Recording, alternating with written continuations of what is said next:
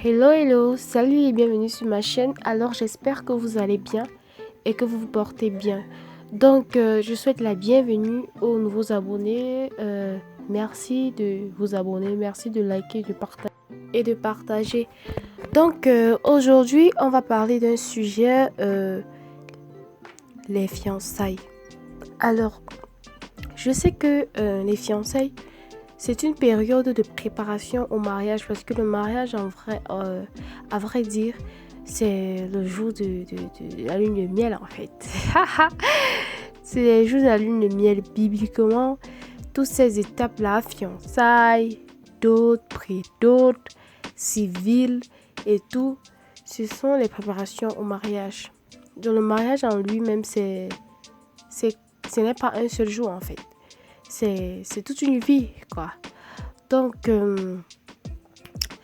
j'aimerais faire comprendre aux femmes que la période de fiançailles, pardon, c'est une période très importante. C'est une période où tu dois connaître, ou du moins essayer de connaître à fond ton fiancé.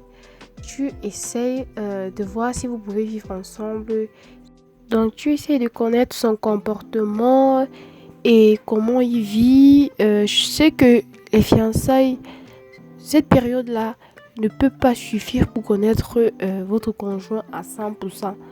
Ça ne peut pas suffire, mais il faudrait qu'il y ait certains points phares que vous prêtez plus attention à ces points-là.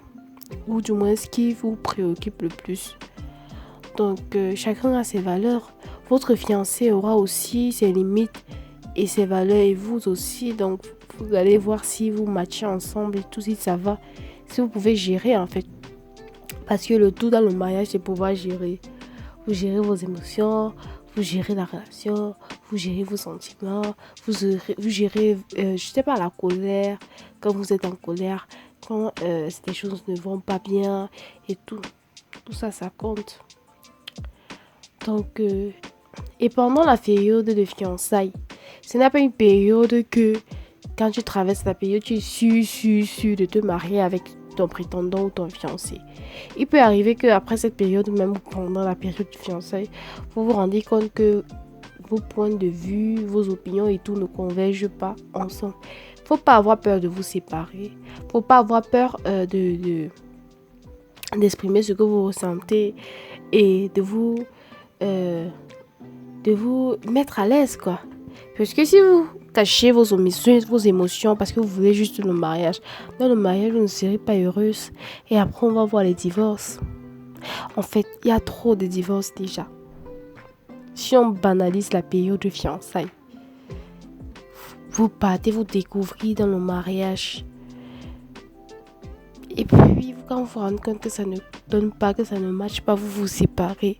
Ça fait des dépenses inutiles déjà. Ça fait du temps perdu. Ça fait peut-être des enfants qui vont vivre dans un foyer peut-être monoparental, soit avec le père, soit avec la mère. Ça fait, je sais pas, ça détruit même la société parce que la société, la cellule même de la société, c'est la famille. Donc, ça détruit la famille. Donc, autant mieux bien se préparer avant d'entamer le mariage. Donc, c'était ça que je voulais partager avec vous. Je voulais vous dire encore une fois de plus, les Noble Women, que en fait, votre famille dépend de vous.